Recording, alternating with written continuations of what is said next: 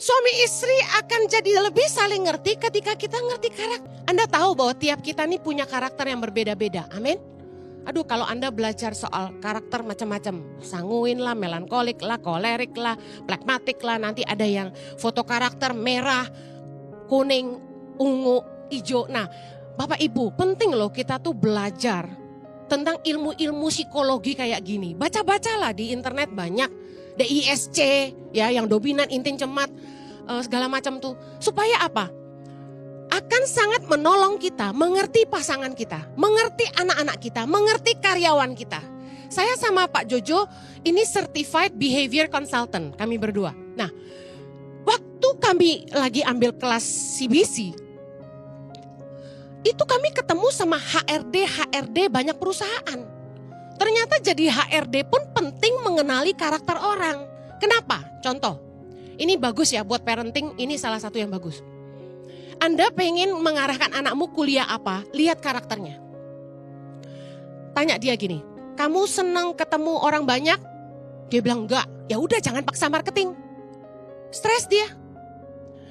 Kamu suka banyak ngomong? Enggak. Jangan taruh front desk. Jangan taruh kerjaan yang banyak ketemu orang. Dia enggak suka. Oh iya, orang bisa bertumbuh, orang bisa belajar. Merespon dengan benar jadi profesional. Contoh, saya introvert. Artinya orang yang tertutup sebenarnya.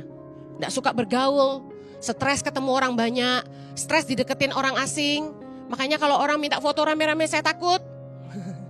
Kemudian saya enggak nyaman ketika duduk di pesta. Saya senangnya itu kecil aja, enggak suka rame-rame gitu. Makanya saya jarang kawin, pesta kawin saya jarang hadir. Nah, kemudian saya enggak nyaman kalau dijemput orang asing yang saya enggak kenal. Saya stres, bayangin. Selama belasan tahun saya khotbah keliling, saya dijemput orang asing, itu saya tertekan sekali. Tapi kok bisa jadi seperti saya hari ini? Seorang introvert bisa ngomong depan orang banyak, bisa memandang Anda tanpa rasa takut. Namanya belajar, bertumbuh dan merespon dengan benar. Yang bisa membuat saya berubah profesionalisme. Saya pengkhotbah, masa enggak bisa lihat orang? Kan harus bisa. Tapi turun dari mimbar balik ke Henny yang introvert.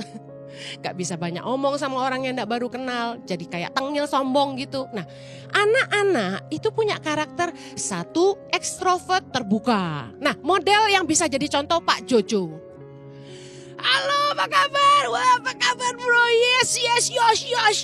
Ya, ngomong dari bakmi sampai bakso, sampai kuburan, sampai sepak bola, sampai politik, semua bisa. Nah, extrovert.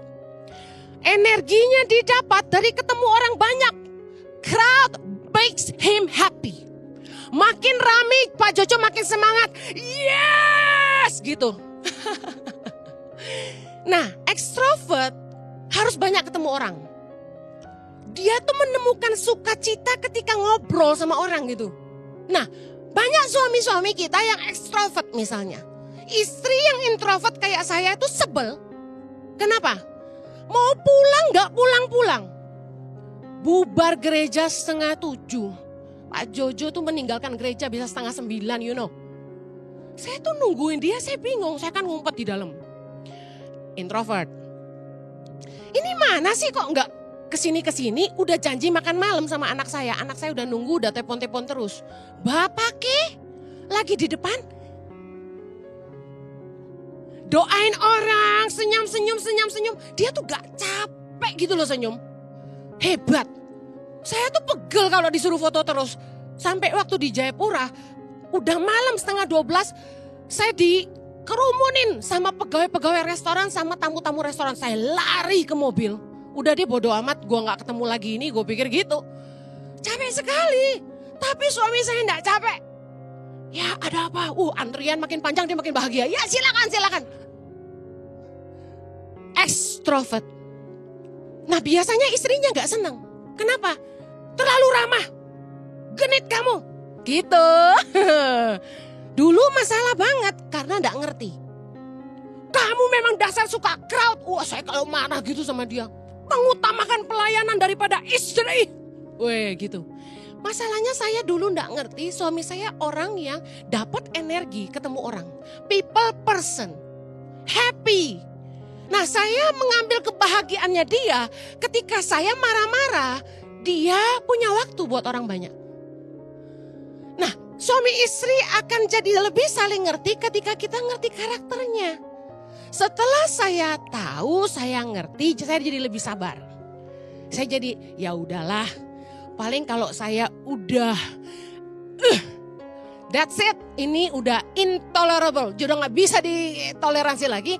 Saya keluar, saya udah pegang tas,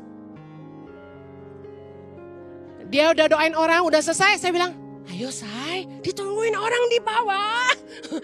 Saya bisikin, ayo cepat gitu. Nah, kalau jemaat udah lihat saya kan mau ngomong juga, saya cuma gini, ayo Jul, ayo. Gitu. Nah, ini perbedaan karakter yang signifikan, yang kalau Anda paham, keributan akan banyak terjadi kalau udah ngerti.